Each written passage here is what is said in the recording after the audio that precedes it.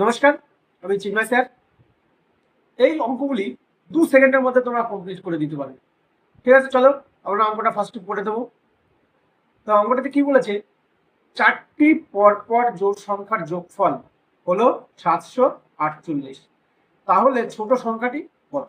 এখানে 4টে অপশন দেওয়া আছে, এ বি সি ডি।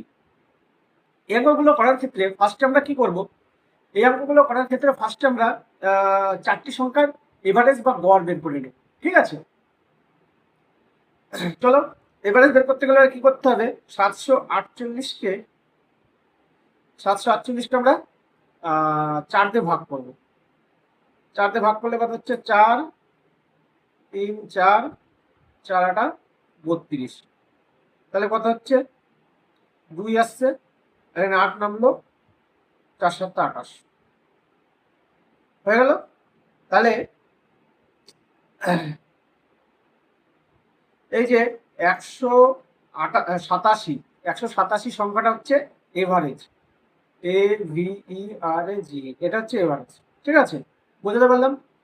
এবার জোড় সংখ্যা বলেছে, তাহলে 187 এটা হচ্ছে এভারেজ। এর আগের সংখ্যাটা কত, আগের জোড় সংখ্যাটা 186, তাই তো। তার আগের সংখ্যাটা কত, জোড় সংখ্যা 184।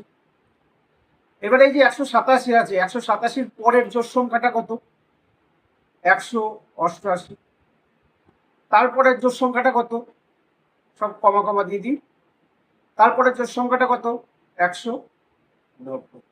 তাহলে আমরা 4টে জোড় সংখ্যা পেয়ে গিয়েছি। কোনটা কোনটা, 184, 186, 188 আর 190। কতটা ইজি। এবার কথা হচ্ছে, কি বলেছে অঙ্কে, সবচেয়ে ছোট সংখ্যাটি কত। তাহলে সবচেয়ে ছোট সংখ্যা কোনটি, সবচেয়ে ছোট সংখ্যা হচ্ছে এই যে 184।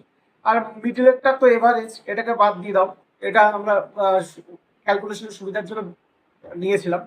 184 কোথায় অপশনে আছে, অপশন সি তে, উপরে দেখো অপশন সি অ্যান্সার, এটাই অ্যান্সার হবে। Thank you. ক্লাসটা ভালো লাগলে লাইক এবং শেয়ার করে দিও। ধন্যবাদ।